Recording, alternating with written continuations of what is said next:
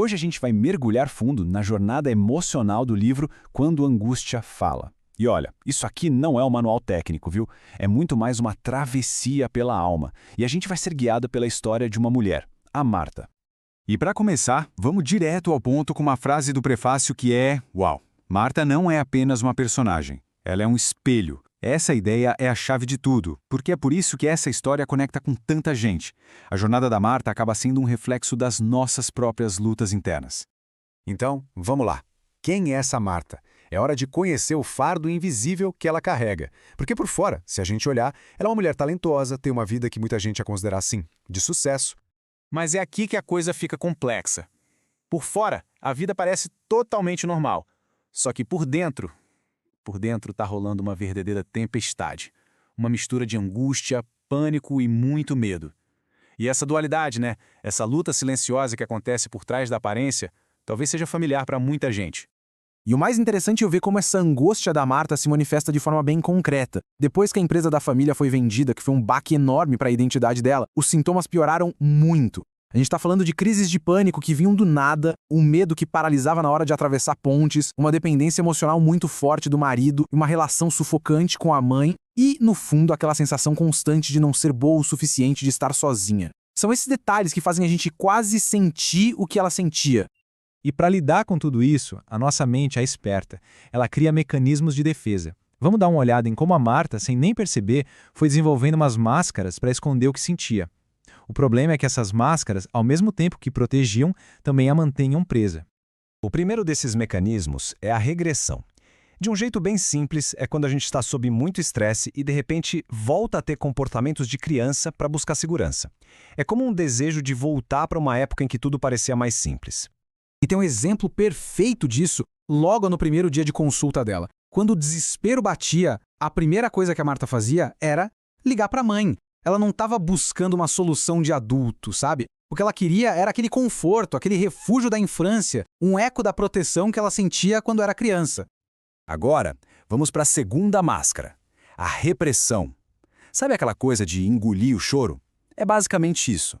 É o ato de enterrar sentimentos que doem, que a gente acha que não deveria sentir. Tudo para tentar manter uma aparência de perfeição, de que está tudo sob controle. No caso da Marta, ela aprendeu desde cedo a silenciar as frustrações e os medos para ser a filha exemplar. E qual foi o resultado?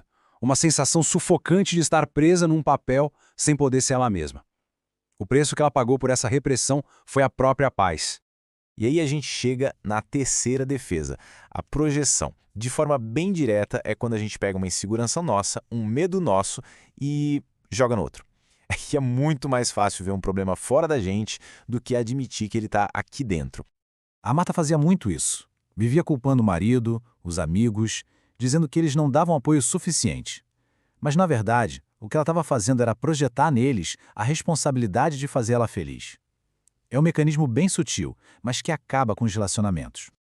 Então, o ponto central aqui é o seguinte: cada um desses mecanismos, a regressão, a repressão, a projeção, era uma tentativa de se proteger da dor.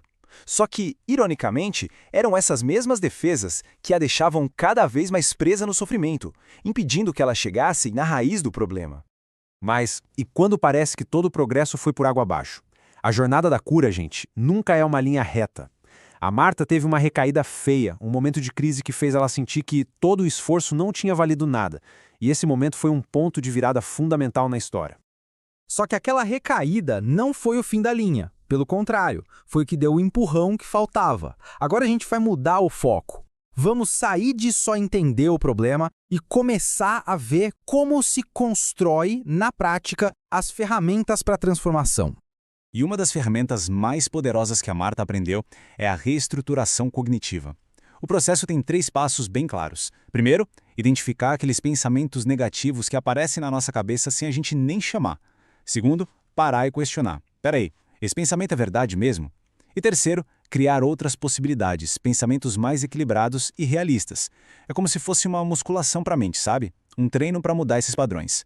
E aqui tem uma diferença que é super importante a gente entender. Autoaceitação não é a mesma coisa que resignação. Se aceitar é reconhecer a sua realidade agora, com os defeitos e as qualidades, e usar isso como ponto de partida para mudar. É dizer, ok, eu estou aqui e é a partir daqui que eu vou crescer. Já a resignação é desistir, é se acomodar na dor e achar que nada pode ser feito. E junto com a autoaceitação vem a autocompaixão.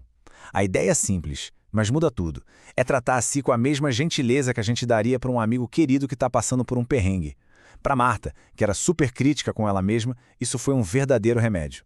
Com essas ferramentas novas na mão, a Marta começa, de fato, a reescrever a própria história.